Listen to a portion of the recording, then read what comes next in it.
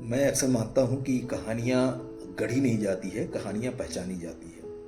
उन पहचाने हुए वाक़यों को हम अपने शब्दों में डालते हैं, कुछ क्रिएटिविटी उसमें ऐड करते हैं और एक पूरी कहानी की शक्ल दे देते हैं। लेकिन कई घटनाएँ ऐसी होती हैं जो अपने आप में एक संपूर्ण कहानी होती है, जिसमें कुछ कोई क्रिएटिविटी, कोई भी इस रचनात्मकता जोड़ने की ज़रूरत ही नहीं है। तो ऐसी ही एक घटना है हमारे मोहल्ले की। उन दिनों मैं 11th-12th में था और कॉम्पिटिटिव एग्ज़ामिनेशन की तैयारी कर रहा था। बिहार में उन दिनों आईआईटी और एम्स जैसे कॉलेजेस का बहुत जोर था, लोग उसके लिए तैयारी करते थे। तो जिसने पीसीएम लिया है वो इंजीनियर नहीं बनना चाहता था, आईआईटीएन बनना चाहता था। और जिसने पीसीबी लिया है उसे मेडिकल नहीं करना होता था, उसे एम्स में जाना होता था। तो ऐसी ही तैयारियां चल रही थी। तो हमारे मोहल्ले में एक दुकानदार थे, छोटा सा दुकान था, हम्बल बैकग्राउंड था उनका।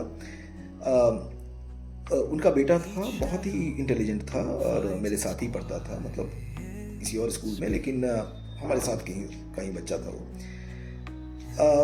एक दिन उसने अपने पिताजी को कहा कि पापा मेरे को कोटा जाना है, क्योंकि कोटा में आईआईटी की अच्छी तैयारी होती है। अब उसके पिताजी थोड़े हम्बल बैकग्राउंड के थे। He was really working hard to let the ends of his life meet. उनके लिए एक बड़ा कॉस्ट था, फिर भी क्योंकि उनकी पूरी असेट ही वो लड़का था, तो उसने जो भी जैसे भी जोड़े पैसे और उसको कोटा भेज दिया कि चलो कोई बात नहीं, ये मेरा एक असेट है। बच्चा वहाँ चला गया और अक्सर हमें सुनने को मिल जाया करता था, जब भी हम उनकी दुकान में जाते थे तो अक्सर सुनने को मिल जाया करता था कि मेरा बेटा कोटा में इंटीग्रेशन किंग के नाम से जाना आता है, क्योंकि इंटीग्रेशन के कोई भी सवाल वो मुँह जबानी बनाता है, उसको कागज कलम की भी जरूरत नहीं पड़ती है। अब ये हम लोगों के लिए भी मोटिवेशन हुआ करता था कि चलो भाई भागो और घर में जाकर के फिर से पढ़ाई करो, क्योंकि तुम्हें भी कंपटीशन देना है।